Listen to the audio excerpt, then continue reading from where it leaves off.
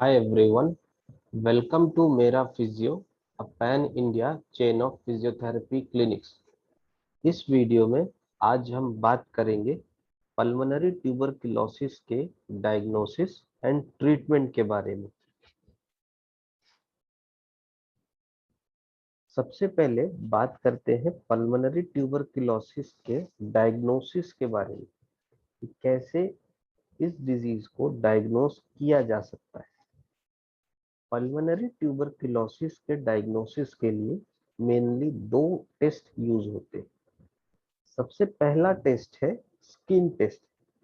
इसको मॉन्टक्स tuberculin skin test भी कहा जाता है, जिसमें एक टेक्नीशियन एक स्मॉल अमाउंट में फ्लूइड इंजेक्ट करता है स्किन में, हमारे हाथ के निचले हिस्से यानी लोअर आर्म में। और अगर उसमें 2 से 3 दिन बाद स्वेलिंग प्रेजेंट होती है, इसका मतलब है कि ट्यूबरकुलोसिस के बैक्टीरिया वहां प्रेजेंट है। बट कई बार ये टेस्ट फॉल्स पॉजिटिव रिपोर्ट्स भी देते। अगर किसी को बीसीजी की वैक्सीन लगी है यानी बैसिलस कालमेट-कॉरिन की वैक्सीन लगी है, तब भी ये टेस्ट पॉजिटिव आ सकता है और ये डायग्नोस हो सकता है कि पेशेंट को टीबी, जबकि पेशेंट को टीबी नहीं है। वहीं ये फॉल्स नेगेटिव रिपोर्ट भी दे सकता है कि पेशेंट को टीबी नहीं है, लेकिन वहाँ क्योंकि इन्फेक्शन बहुत ही नया है और इनिशियल स्टेज में, जैसा हमने अपने पिछले वीडियोस में बात किया था कि डॉर्मेंट या लेटेंट स्टेज में कोई साइन एंड सिम्टम्स नहीं होते हैं और कोई लक्षण नहीं होते, इसलिए और इन्फेक्शन बहुत नया होता है, इम्यून सिस्टम स्ट्रांग होता है, इसलिए कोई भी सिम्टम्स देखने को नहीं मिलते। तब अगर स्किन टेस्ट किया जाता है तो कई बार फॉल्स नेगेटिव टेस्ट रिपोर्ट्स भी आ जाते हैं, जबकि पेशेंट को टीबी रहता है।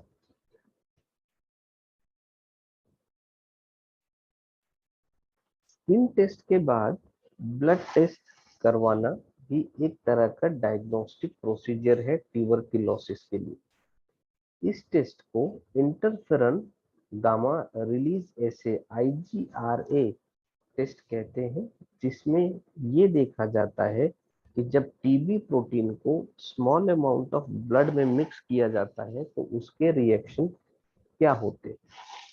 इस टेस्ट से ये नहीं पता चल सकता कि इन्फेक्शन लेटेंट है या एक्टिव है, ये सिर्फ और सिर्फ पॉजिटिव स्किन टेस्ट से ही पता चल सकता है या डॉक्टर की अपने लर्निंग के ऊपर डिपेंड करता है।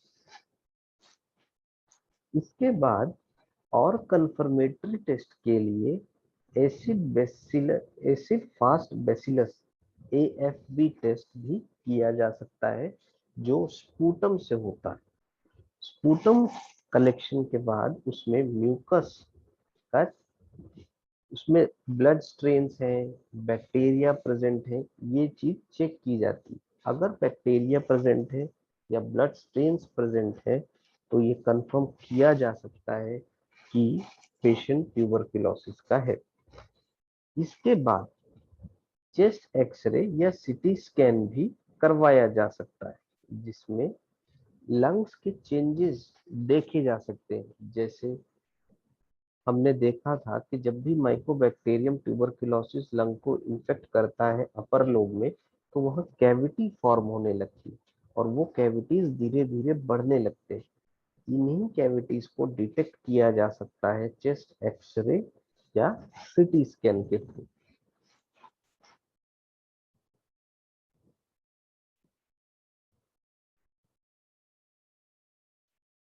डायग्नोसिस के बाद अब बात करते हैं ट्रीटमेंट के बारे में कि ट्रीटमेंट कैसे होता है ट्यूबरकुलोसिस का। मेनली ट्यूबरकुलोसिस का ट्रीटमेंट मेडिकेटेड ही होता है, यानी ग्रुप ऑफ मेडिसिन दिए जाते हैं। इसके लिए सर्जिकल इंटरवेंशंस यूज नहीं होते हैं और फिजियोथेरेपेटिक इंटरवेंशंस भी बहुत लिमिटेड है। तो सबसे पहले बात करते हैं जनरल मेडिकल ट्रीटमेंट्स के बारे में।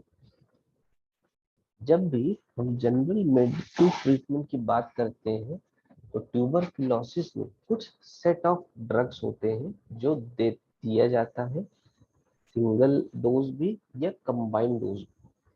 इन ड्रग्स को 9 महीने से 30 महीने तक लेना पड़ता है। किसी पेशेंट में 9 महीने में भी रिकवरी हो जाती है और किसी पेशेंट में 30 महीने तक भी लग जाती है। इन कॉमन ड्रग्स के नाम है आइसोनियाजिड, राइफापेंटिन या राइफैम्पिन। इन ड्रग्स को या तो सिंगल डोज दिया जा सकता है या कंबाइंड डोज दिया जा सकता है। अगर लेटेंट टीबी तो डॉक्टर ये मेडिकेशंस दे करके बैक्टीरिया को किल कर सकते हैं, उन्हें आगे प्रोग्रेस होने से रोक सकते हैं, सो दैट इन्फेक्शन लेटेंट से एक्टिव फेज में न जाए। जो कॉम्बिनेशन ऑफ ड्रग्स बहुत कॉमनली यूज होते हैं वो है इथाम्बुटोल, आइसोनियाजिड, पायरिजिनामाइड, रिफैम्पिन। इन मेडिकेशंस को जैसा कि हमने बात किया है कि 9 से 30 महीने तक लेना पड़ सकता है, लेकिन इन मेडिकेशंस के कुछ साइड इफेक्ट्स भी होते हैं। अगर कोई पेशेंट, जैसा हमने बात किया था पिछले वीडियो में कि टीबी में कुछ पेशेंट्स ड्रग रेजिस्टेंट होते हैं, तो ऐसे ड्रग रेजिस्टेंट वाले पेशेंट्स को डिफरेंट क्लास ऑफ मेडिसिन दिया जाता है, जिससे उनका जो ड्रग की एब्जॉर्प्शन है वो बढ़ सके और उनकी रेजिस्टेंसी जो है वो हटा दिया जा सके। जैसा कि हमने बात किया कि किसी भी मेडिकल मैनेजमेंट में जो भी मेडिकेशंस दिए जाते हैं उनके कुछ ना कुछ साइड इफेक्ट्स जरूर होते हैं। उसी तरीके से टीबी ड्रग्स के भी कुछ साइड इफेक्ट्स हैं। सबसे पहले बात करते हैं आइसोनियाजिड के साइड इफेक्ट्स के बारे में। जब भी ये ड्रग किसी पेशेंट को दिया जाता है तो उसको नमनेस, सुन्नपन, झंझनाहट ये उसके हाथों में और पैरों में महसूस हो सकती है। पेशेंट कई बार कॉन्स्टिपेटेड फील करता है, भूख नहीं लगती है, उसका मन मिचलाता रहता है, नौजिया रहता है, उसको वॉमिटिंग होती है। उसी के साथ उसके एपेटाइट भी कम हो जाती है और क्योंकि एपेटाइट भी कम हो रही है इसलिए पेशेंट में वीकनेस बढ़ जाती है। ये कुछ साइड इफेक्ट्स है आइसोनियाजिड की। अब बात करते हैं इथाम्बुटोल साइड इफेक्ट्स के बारे में। इस ड्रग में जब भी कोई पेशेंट बहुत लंबे टाइम तक इस मेडिकेशन में रहता है तो उसे ठंड, चिल्स कम महसूस होते हैं।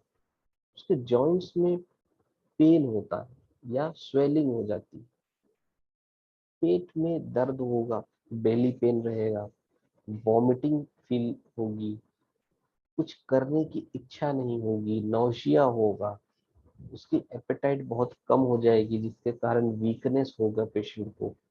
हेडेक बहुत कॉमन है इस ड्रग के साइड इफेक्ट्स में और कई बार उसे कंफ्यूजन जैसी चीजों का भी सामना करना पड़ सकता है।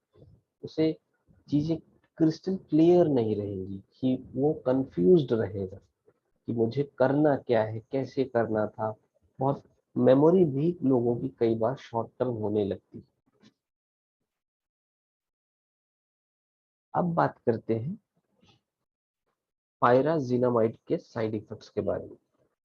जब भी कोई पेशेंट पायराजिनामाइड के मेडिकेशन में होता है लॉन्ग टर्म में, तो ऐसे पेशेंट्स में एनर्जी की बहुत कमी होती है। वो बहुत एक्टिव फील नहीं करते हैं, बहुत लेथार्जिक फील करते हैं, उनमें वॉमिटिंग की टेंडेंसी बनी होती है, उन्हें कुछ करने की इच्छा नहीं होती है, साथ ही उनको को भूख लगना कम हो जाता है, जिसके कारण उनकी एपेटाइट कम हो जाती है और वीकनेस आने लगती है। पेशेंट के मसल और जॉइंट में बहुत पेन रहता है, जिसके कारण उनके मूवमेंट भी इफेक्ट होने लगते हैं। अब बात करते हैं कुछ कॉमन रिफेम्पिन के साइड इफेक्ट्स के बारे में। जब भी रिफेम्पिन ड्रग किसी पेशेंट को लॉन्ग टर्म के लिए दिया जाता है तो स्किन रैशेस बहुत ही कॉमन है। पेशेंट को इचिंग हो सकती है, किसी पर्टिकुलर एरिया में रैशेस फॉर्म हो सकते हैं। स्टमक बहुत अपसेट रहता है, यानी कॉन्स्टिपेटेड फील कर सकता है, ब्लोटेड फील कर सकता है। उसी के साथ साथ पेशेंट को नौजिया फीलिंग होती है, वॉमिटिंग की टेंडेंसी बनी होती है। रिफेम्पिन के साइड इफेक्ट्स के कारण कई बार पेशेंट्स को डायरिया भी हो जाता है या डायरिया जैसे सिम्टम दिखने स्टार्ट हो जाते हैं। पेशेंट को भूख लगना बंद हो जाती है और अल्टीमेटली उसको वीकनेस आना स्टार्ट हो जाती है।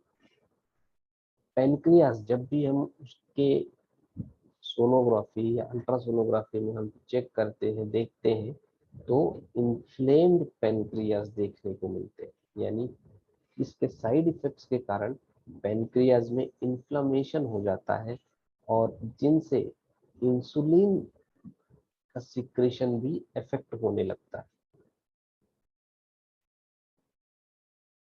जैसा कि मैंने ट्रीटमेंट के शुरुआती स्लाइड्स में आपको बताया था कि फिजियोथेरेपी ट्रीटमेंट में बहुत लिमिटेड इंटरवेंशन है ट्यूबरकुलोसिस के लिए, क्योंकि ट्यूबरकुलोसिस स्प्रेड हो सकता है इसलिए, और इसके कोई दूसरे इंटरवेंशंस नहीं है। सर्जिकल इंटरवेंशंस यूज नहीं होते इसमें अनटिल एंड अनलेस केस बहुत ज्यादा सीवियर हो। या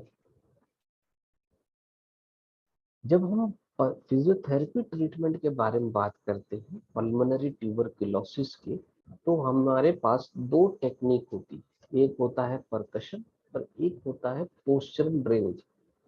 इन दोनों टेक्निक्स का मेन जो फोकस या मेन गोल होता है वो होता है लंग्स के सिक्रेशंस को बाहर निकालना।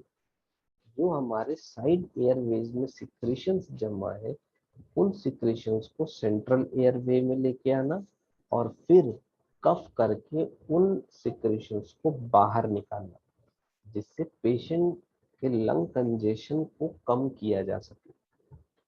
परकशन का मतलब, परकशन में हम क्लैपिंग करते हैं पेशेंट को डिफरेंट पोजीशंस में, और पोस्चरल ड्रेनेज में पेशेंट को पोजीशन किया जाता है कुछ ऐसे पोजीशनिंग स्टेट में कि उसके लोब से सिक्रेशंस सेंट्रल एयरवेज में आ जाए और वहां से फिर एफईटी यानी फोर्स्ड एक्सपिरेटरी टेक्निक या कफ करवा के या सक्शनिंग करवा के पेशेंट के सिक्रेशंस क्लियर किए जा सके, जिससे लंग के कंजेशन कम हो सकते हैं। सबसे पहले बात करते हैं परकशन के बारे में। परकशन एक मैनुअल टेक्निक है जिसमें से कुछ टेक्निक्स पेशेंट खुद कर सकता है, लेकिन कुछ टेक्निक्स के लिए फिजियोथेरेपिस्ट की जरूरत पड़ती है। यानी ये टेक्निक्स स्पेसिफिकली फिजियोथेरेपिस्ट के द्वारा ही किया जा सकता है।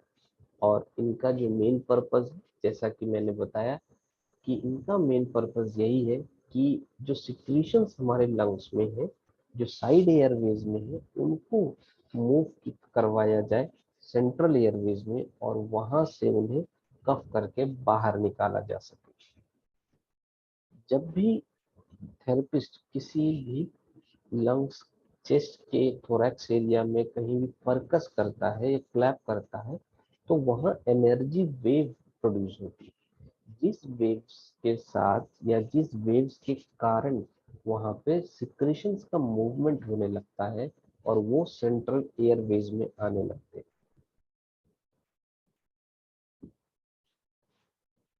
जब भी परकशन करवाया जाता है किसी पेशेंट को, तो कुछ चीजों का ध्यान रखना होता है। जैसे पेशेंट बहुत ही कंफर्टेबल पोजीशन में होना चाहिए।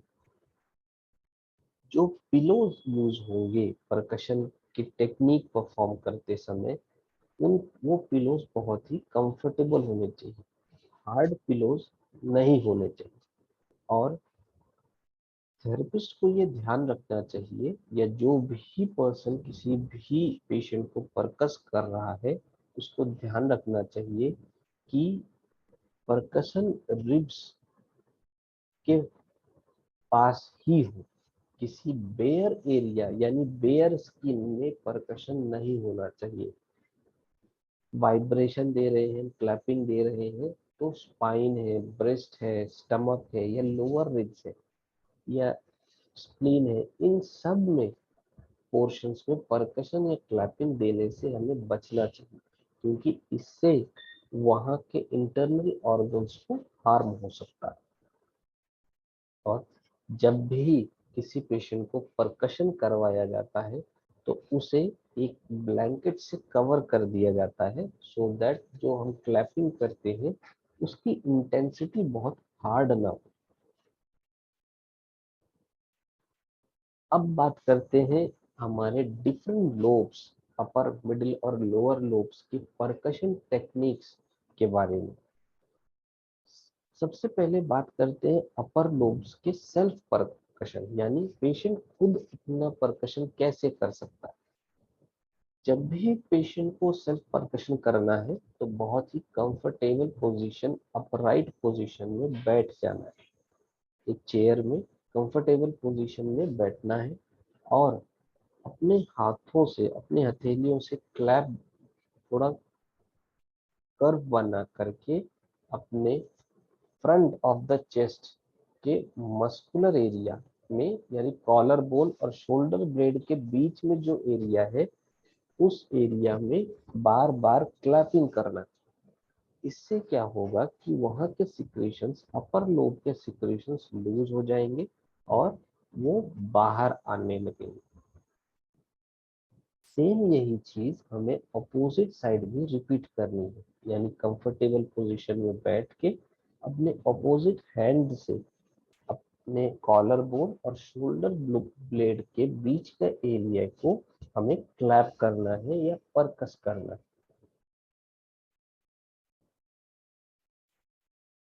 अपर फ्रंट चेस्ट, यानी चेस्ट के हमारे ऊपरी हिस्से और अपर लोब्स के लिए ये टेक्निक थेरेपिस्ट द्वारा किया जा सकता है। इसके लिए पेशेंट को कमर के बल लेट जाना है, और थेरेपिस्ट पेशेंट के पीछे होता है, यानी सिर के साइड में रहता है, और चेस्ट में क्लैपिंग करता है दोनों साइड में। क्लैपिंग स्पेसिफिकली कॉलर बोन और निप्पल एरिया के बीच में होती है। इस क्लैपिंग के इंटेंसिटी से वहां, जैसा हमने बात किया, एनर्जी वेव्स प्रोड्यूस होते हैं। इस एनर्जी वेव से वहां के सिक्रेशंस लूज होते हैं, और वो साइड एयरवेज से सेंट्रल एयरवेज में आने लगते हैं। लेफ्ट या राइट साइड फ्रंट चेस्ट, यानी मिडिल लोब में जब भी लेफ्ट या राइट साइड में हमें परकशन देना है, तो हमें लोअर रिब्स के जस्ट ऊपर, यानी निप्पल एरिया के फ्रंट साइड में हमें क्लैपिंग करनी है या परकशन करना है। इसके लिए पेशेंट की पोजीशन कैसी होती है, आइए पिक्चर में समझते हैं। लेफ्ट साइड और राइट साइड दोनों। लेफ्ट साइड के लिए पेशेंट को अपने अपोजिट साइड में लेटना है, और हल्का सा टर्न करना है अपने फेस एरिया को, सो दैट जो लोअर रिब्स एरिया है, लोअर लोब्स एरिया है, उस एरिया में थेरेपिस्ट परकस कर सके। सेम राइट साइड के लिए, अगर राइट साइड में परकशन करना है थेरेपिस्ट को, तो पेशेंट अपने लेफ्ट साइड के बल लेट सकता है। लोअर बैक चेस्ट, यानी लोअर लोब्स। लोअर लोब के लिए पेशेंट को अपने पेट के बल लेटना है, और जो परकशन होगा वो पेशेंट के चेस्ट के नीचे हिस्से में होगा, दोनों साइड में, यानी लेफ्ट और राइट के दोनों साइड में। चेस्ट के निचले हिस्से में होगा, रिब केज के एज के जस्ट ऊपर, यानी चेस्ट के निचले हिस्से और बट रिब केज के एज, जहां से रिब केज खत्म हो रहा है उससे जस्ट ऊपर। लोअर रिब केज या बैक बोन में कभी भी परकस नहीं करना है, इससे पेशेंट को हार्म हो सकता है।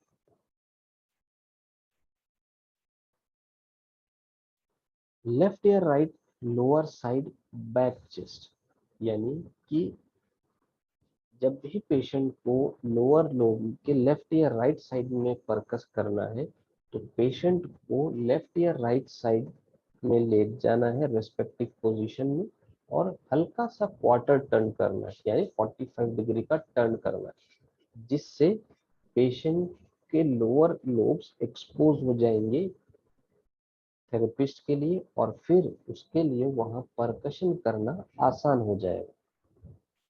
इसी को हम इन दोनों पिक्चर से समझते हैं, लेफ्ट साइड और राइट साइड। जैसा लेफ्ट साइड की पिक्चर में हम देख पा रहे हैं, पेशेंट अपने राइट साइड में लेटा हुआ, ताकि उसके लेफ्ट साइड में फिजियोथेरेपिस्ट परकस कर सके, और राइट साइड में वो अपने लेफ्ट साइड में लेटा है, सो दैट उसके लोअर लोब में थेरेपिस्ट परकस कर सके या क्लैपिंग कर सके। परकशन के बाद हम बात करते हैं पोस्चरल ड्रेनेज के बारे में। यानी जैसा कि मैंने आपको बताया कि परकशन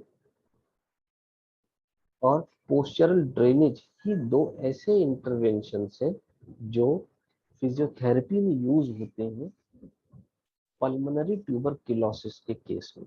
लेकिन एक चीज का ये ध्यान रखना है फिजियोथेरेपिस्ट को कि पल्मोनरी ट्यूबरक्लोसिस के पेशेंट के पास जाने से पहले प्रॉपर सेफ्टी किट पहनना चाहिए, क्योंकि अगर पल्मोनरी ट्यूबरक्लोसिस के पेशेंट ने स्नीज किया, खांस दिया, तो उसके एयर ड्रॉपलेट्स वहां प्रेजेंट हो सकते हैं, जिससे थेरेपिस्ट भी पल्मोनरी ट्यूबरक्लोसिस की चपेट में आ सकता है।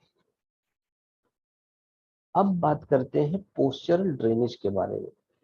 पोस्चरल ड्रेनेज एक ऐसी पोजीशनिंग होती है पेशेंट की जिससे मैक्सिमम इफेक्ट दिलाया जा सकता है सिक्रेशन में, यानी ग्रेविटी की हेल्प से ड्रेनेज या सिक्रेशन के रिमूवल को फैसिलिटेट किया जा सकता है।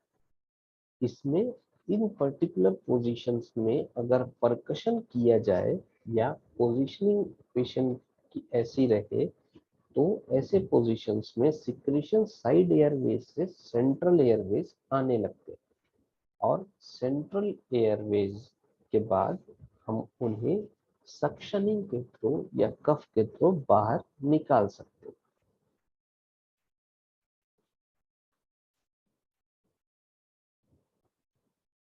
सबसे पहला हम अपर लोब के लिए पोजीशन देखते हैं कि अपर लोब से सिक्रेशंस कैसे बाहर निकाले जा सकते हैं। एपाइकल रीजन के सिक्रेशंस के लिए पेशेंट को अपराइट बैठना है। अगर पेशेंट चेयर में नहीं बैठ सकता है तो उसे बेड में पिलो के सपोर्ट के साथ अपराइट बैठाना है। ये पोजीशंस आईसीयू मैनेजमेंट में बहुत हेल्पफुल होती है। एंटीरियर सेगमेंट, यानी अपर लोब के एंटीरियर सेगमेंट, जब भी पेशेंट को एंटीरियर सेगमेंट पोजीशनिंग करवानी है तो पेशेंट अपने कमर के बल लेट जाए, उसके आर्म्स साइड में एकदम रिलैक्स होने चाहिए, और उसके नीज फ्लेक्स होने चाहिए। फ्लेक्स करने के लिए नी के नीचे, घुटने के नीचे तकिया लगाया जा सकता है। एक तकिया पेशेंट सिर के नीचे होता है, और एक तकिया पेशेंट के घुटनों के नीचे होता है, जिससे उसके लेग्स स्लाइटली नी स्लाइटली फ्लेक्स हो जाते हैं, और पोस्चरल ड्रेनेज होने में या सिक्रेशंस के ड्रेनेज होने में हेल्प मिलती है। पोस्टीरियर सेगमेंट, पोस्टीरियर सेगमेंट के लिए, चाहे वो राइट हो या लेफ्ट हो, पेशेंट को अपने साइड में, लेफ्ट या राइट साइड में लेट जाना है और अपने अपर बॉडी को 45 डिग्री में टर्न करना है, जो पिलो में रेस्ट करती है। राइट और लेफ्ट आर्म अपने एकदम कंफर्टेबल पोजीशन में रहेंगे, साथ ही नीज इस पोजीशन में भी फ्लेक्स रहेंगे। फ्लेक्स करने के लिए नी के अंडर में एक पिलो लगाया जा सकता है। ये है पोस्टीरियर सेगमेंट की पोजीशनिंग, लेफ्ट एंड राइट। जैसा हम देख सकते हैं कि पिलो के सपोर्ट से पेशेंट को एलिवेट किया गया है और नीज को फ्लेक्स रखने के लिए नी को भी फ्लेक्स किया जा सकता है।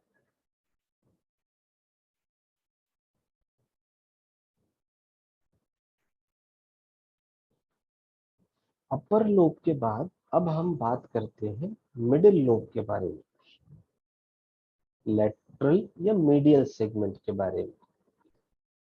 लेटरल या मीडियल सेगमेंट के लिए पेशेंट को क्वार्टर टर्न करना पड़ता है और चेस्ट को 45 डिग्री के एंगल में टिल्ट रखना पड़ता है। उसी के साथ जो बेड है उसे कम से कम 14 इंच का रेज देना होता है। क्वार्टर टर्न मेंटेन रहे इसलिए पिलो को शोल्डर और हिप के बीच में लगाया जाता है, सो दैट पेशेंट के और आर्म्स साइड में रिलैक्स होते हैं। इसको हम पिक्टोरियल ग्राफ से समझते हैं, पिक्चर से समझते हैं। जैसे आप इस पिक्चर में देख पा रहे हैं, पेशेंट के बेड को 45 डिग्री 14 इंच से बढ़ाया ऊपर किया गया है। साथ ही पेशेंट के शोल्डर और हिप के रीजन के लिए सपोर्ट के लिए पिलो लगाया गया है और उसके अपर बॉडी फेस को 45 डिग्री से टर्न किया गया है। इस पोजीशन में ग्रेविटी के असिस्ट के कारण ड्रेनेज या सिक्रेशन का रिमूवल होना बहुत आसान हो जाता है। लिंगुला, इसमें सुपीरियर और इंफीरियर सेगमेंट होते हैं। दोनों सेगमेंट्स के लिए वो पेशेंट के पोजीशन को ऐसे रखना है कि उसकी बॉडी क्वार्टर टर्न रहे, चेस्ट 15 डिग्री का एंगल टिल्ट बनाए और फुट ऑफ द बेड यानी बेड को नीचे पैर के साइड के हिस्से से ऊपर को रेज करना है, कम से कम 14 इंच।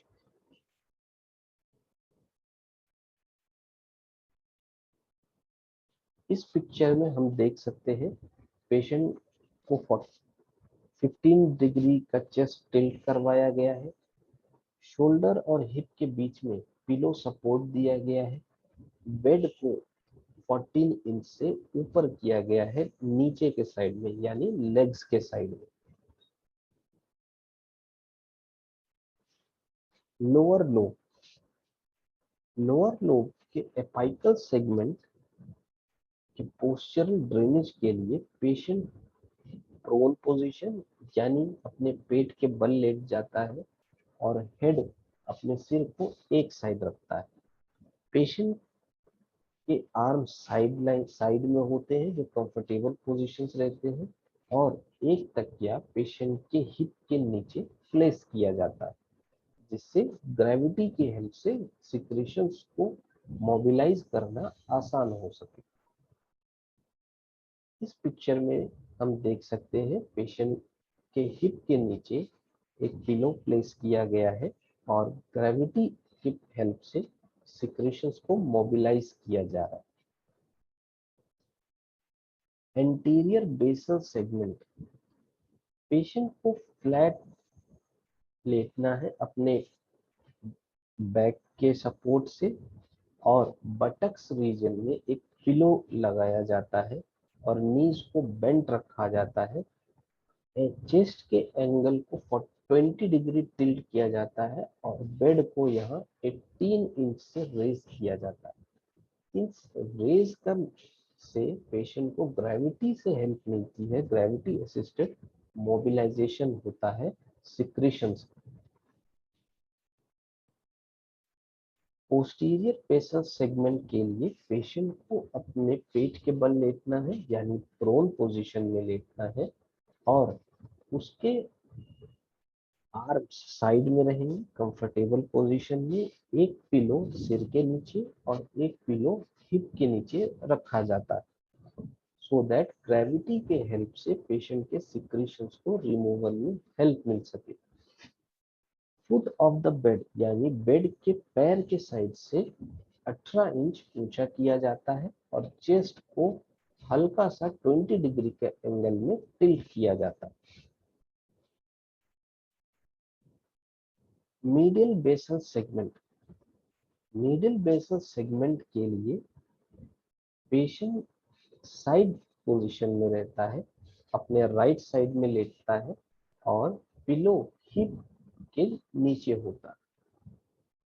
और जो फुट ऑफ द बेड है यानी जो बेड का निचला हिस्सा है उसे 18 इंच ऊपर रेज किया जाता है और उसके एंगल, चेस्ट के एंगल में 20 डिग्री का टिल्ट किया जाता है, सो दैट सिक्रेशंस मूव कर सके अपने लोअर लोब से सेंट्रल एयरवेज में, साइड एयरवेज से सेंट्रल एयरवेज में, जहां से सक्शनिंग या कफिंग करा के, हफिंग कफिंग करा के पेशेंट के सिक्रेशंस को बाहर किया जा सके। लैटरल बेसल सेगमेंट, इसके लिए पेशेंट को साइड, अपने अपोजिट साइड लेटना है, हिप के नीचे पिलो होगा और foot of the bed 18 inch ऊपर रहेगा, यानी ग्राउंड से 18 इंच रेज करना है। साथ ही वही जैसा हमने पहले भी किया है, चेस्ट के एंगल को 20 डिग्री में टिल्ट करना है, जिससे सिक्रेशन लोअर लोब से अपने सेंट्रल एयरवेज में आना स्टार्ट करते हैं। फिर हफिंग कफिंग या आईसीयू के पेशेंट्स में सक्शनिंग करवा करके वहां से सिक्रेशंस को बाहर किया जा सकता है।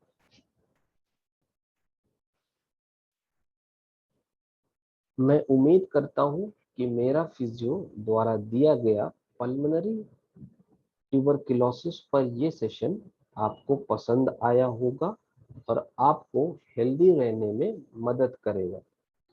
इसी के साथ ये वीडियो यहीं पर समाप्त करते हैं। धन्यवाद।